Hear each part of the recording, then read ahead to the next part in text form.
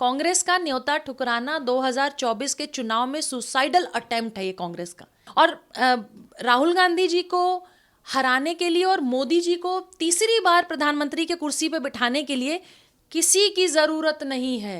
स्वयं राहुल गांधी ने कसम खाई है कि मैं तीसरी बार 2024 में मोदी जी को फिर से प्रधानमंत्री बनाऊंगा।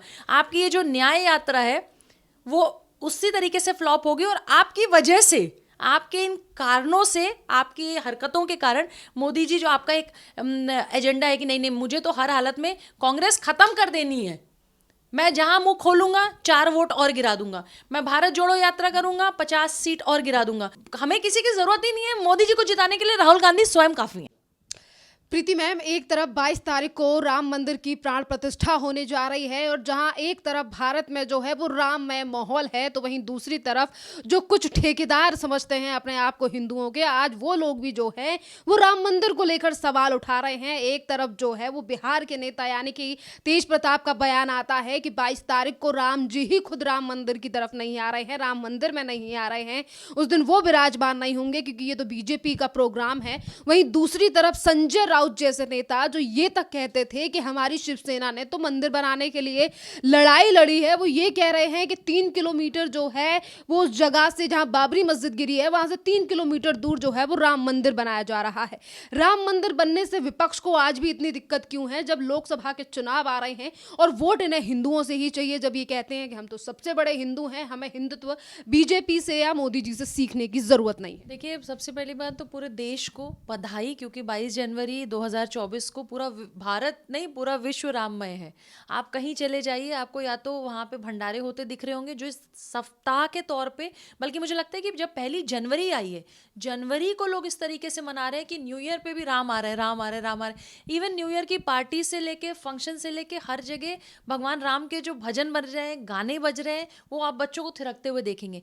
लेकिन कुछ लोगों को सबसे बड़ी समस्या ये है कि जो चश्मा लगाया उन्होंने, वो चश्मा ऐसा लगाया है कि जिससे उनको सिर्फ 2024 का चुनाव ही दिखता है, उनको रामलला नहीं दिखते, उनको राम मंदिर नहीं दिखता। और सबसे बड़ी बात कि कुछ तो ये कम्युनिस्ट और लाल सलाम वाले लोग, ये जो कल तक शंकराचार्य, जो हमारे शंकराचार्य आदरणीय, जितने चारों शंकराचार्य के बारे में कुछ उल्टा सीधा कहते थे, हिंदू धर्म के बारे में उल्टा सीधा कहते थे, मनुवादी कहते थे, ये पाखंडी कहते थे, हिंदू धर्म को गाली देते थे, देवी देवताओं को गाली देते थे, उन लोगों को भी और कुछ नेताओं को भी जो कल तक इन लोगों के ऊपर सवाल उठाते थे, वो उनके ऊपर अब ये बोलने लगे कि देखो शंकराचार्य जी भी नहीं जा रहे। उनको चिंता होने लगी शंकराचार्य जी की। कल तक यही शंकराचार्य जी के साथ मिलकर राम मंदिर बनाने के लिए कोई पहल नहीं की किसी भी नेता ने, चाहे आपने बिहार के नेता का नाम लिया, चाहे आपने महाराष्ट्र के नेता का नाम लिया। हाँ, आदरणीय बाला साहेब जो हैं, उन्होंने ज़रूर, उनका बहुत बड़ा योगदान रहा है, लेकिन जैसा हम लोगों ने पहले भी कहा है कि सुशांत का केस हो, चाहे आज राम मंदिर हो, कहीं पे भी अब शिवसेना, जो बाला साहेब वाली शिवसेना, वो शिवसेना अब नहीं दिखती, क्योंकि शिवसेना के 2 फाड़ ऑलरेडी हैं। रही बात राम मंदिर की, मैसी तो 2024 में स्वयं, मतलब मुझे लगता है कि भाजपा को, मोदी जी को, बजरंग दल को, आरएसएस को, विश्व हिंदू परिषद को कुछ करने की ज़रूरत नहीं है। 2024 में स्वयं राम जो है इस बार का चुनाव क्लीन स्वीप करा देंगे, उस व्यक्ति को कराएंगे जिस व्यक्ति के द्वारा विराजमान उस मंदिर में हो रहे हैं। और जो लोग बार बार कहते हैं कि मोदी जी ने राम मंदिर बनाया, मोदी जी ने राम मंदिर बनाया, नहीं मैसी, पिछले 70-75 सालों में बहुत सारे प्राइम मिनिस्टर आए और पिछले 500 वर्षों में बहुत सारी हुकूमतें इस देश में आई, कभी मुगल काल आया, कभी कोई काल आया, लेकिन स्वयं मुझे तो लगता है कि ऊपर जब स्वर्ग में चर्चा होती होगी तो स्वयं राम जी कहते होंगे कि नहीं, इन पापियों में से ये जो प्राइम मिनिस्टर हैं, उनमें कुछ बहुत अच्छे प्राइम मिनिस्टर रहे हैं, लेकिन ये जो कुछ पापियों की एक श्रृंखला है ना, इनमें से मेरा राम मंदिर कोई नहीं बनाएगा। मैं खुद चुनूंगा उस व्यक्ति को जिसका नाम श्री नरेंद्र दामोदर दास मोदी है। 2024 में चुनाव भी लड़ेंगे, जीतेंगे भी, भारत के प्रधानमंत्री भी बनेंगे, और यही वो व्यक्ति है जो मेरा राम मंदिर बनाएगा। मैं और किसी के द्वारा स्थापित होऊंगा ही नहीं।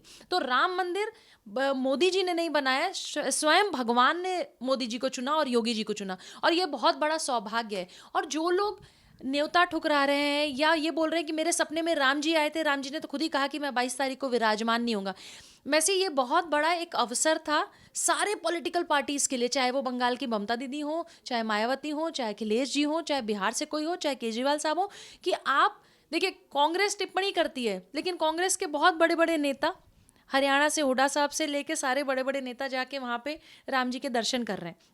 कांग्रेस के बहुत बड़े बड़े प्रवक्ता जो रोज चैनलों पे कांग्रेस के खिलाफ बोलते हैं, बीजेपी के खिलाफ बोलते हैं, बीजेपी के खिलाफ बोलते बोलते प्रधानमंत्री के खिलाफ बोलने लगे, और बीजेपी के खिलाफ बोलते बोलते प्रधानमंत्री के खिलाफ कब वो देश के खिलाफ और राम जी के खिलाफ बोलने लगे उनको स्वयं पता नहीं चला। वो भी जाके वहां दर्शन कर रहे हैं। तो इसका मतलब जो इनकी पार्टी का स्टैंड है ना वो अलग है, लेकिन इन्हीं के पार्टी के नेता में दो टूक हो रही है, लोग जा रहे हैं। बहुत सारे लोगों ने तो कांग्रेस से रिजाइन किया है। बहुत सारे कार्यकर्ता ट्विटर पे, सोशल मीडिया पे लिख रहे हैं कि हम इतने सालों से कांग्रेस से कार्यकर्ता रहे हैं, हमने धरातल पे काम किया, लेकिन जो राम का नहीं वो किसी काम का नहीं।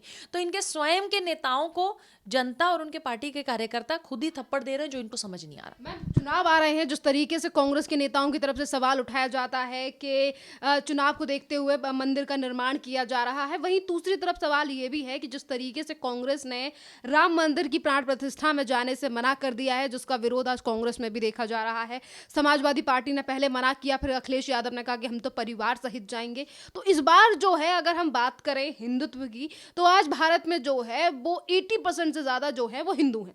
तो मैम, ये जो सनातनी वोटर है, क्या वो ऐसी पार्टी पे भरोसा करेगा जब राहुल गांधी बोलेंगे कि हम भी हिंदू हैं, भैया हम पे भी हिंदू भरोसा करें? ऐसी पता है सबसे शर्म की बात क्या है कि आज जब पूरा विश्व राममय है और 500 साल लग गए खुद भगवान को ये सिद्ध करने में कि नहीं भैया मैं अयोध्या में पैदा हुआ था, मतलब उनके लिए कोर्ट कचहरी केस सब कुछ हुआ, और इसके बाद राम मंदिर बन रहा है। तो एक नेता मणिपुर में जाके, जो मणिपुर में हिंसा हुई, जो बेटियों के साथ बर्बरता हुई, मैं मानती हूँ कि वो एक ऐसा अपराध था जिसके बारे में बात करने से भी हमारी रूह कांपती है, लेकिन इस समय उसको प्रोपोगेंडा के तौर पे यूज़ करना, या इस समय इस पर्टिकुलर सिचुएशन पे जहाँ 22 तारीख को, जहाँ आपको अंदर से तो डर हो ही गया है कि अरे ये तो नरेंद्र दामोदर दास मोदी जी जाएंगे, मंदिर का फीता काटेंगे, रामलला को वहाँ विराजमान करेंगे, और मेरे तो कम से कम 100 सीटें मोदी जी खा जाएंगे।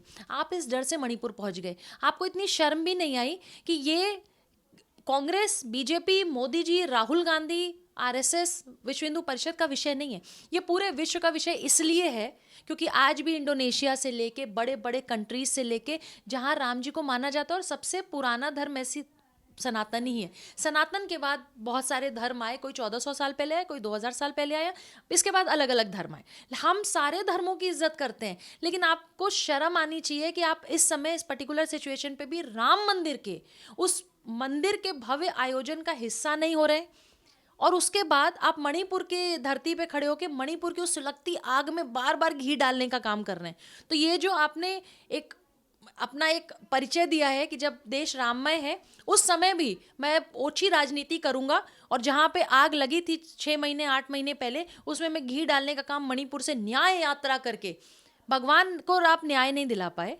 22 वकीलों की फौज लगी, कपिल सिब्बल साहब लड़ते रहते थे, राम के अस्तित्व पर सवाल उठाते रहते थे, तब आप लोगों ने ये बात कभी नहीं की। लेकिन आज क्योंकि आपको पता है कि आपसे एक ऐसा व्यक्ति आपके सामने खड़ा है, लीडर बन के देश का, जिसको विश्व मान रहा है, जिसको राम जी ने स्वयं चुना है, आपकी ये भारत जोड़ो यात्रा, न्याय यात्रा, आपने भगवान को तो न्याय दिया नहीं, आपने भगवान के साथ अन्याय किया। वकीलों की फौज आपकी थी। और सबसे बड़ी बात मैसी, जो लोग पूछ रहे हैं कांग्रेस नहीं जा रही है, कांग्रेस नहीं जा रही है, भाई जिन्होंने इतने सालों तक राम मंदिर के खिलाफ एक बड़ा आंदोलन किया, एक तरफ आंदोलन चल रहा था मंदिर के लिए, एक तरफ चल रहा था कि नहीं बनेगा, आप राम सेतु तोड़वा लो, आप राम जी के खिलाफ बोलो, आप सीता माँ पे सवाल करो, आप इन जिन लोगों पे जब आप सवाल करते गए, आप किस मुंह से अयोध्या जाएंगे? और मैंने ये बात कल एक चैनल डिबेट पे भी कहा था और आप पे भी कहती हूँ, न्योता ठुकराना, कांग्रेस का न्योता ठुकराना 2024 के चुनाव में सुसाइडल अटेम्प्ट है ये कांग्रेस का। उन्होंने खुद, कहते हैं ना अपने ताबूत में कील गाड़ देना, तो उन्होंने सुसाइड किया है इस चुनाव में। और राहुल गांधी जी को हराने के लिए और मोदी जी को तीसरी बार प्रधानमंत्री के कुर्सी पे बिठाने के लिए किसी की जरूरत नहीं है।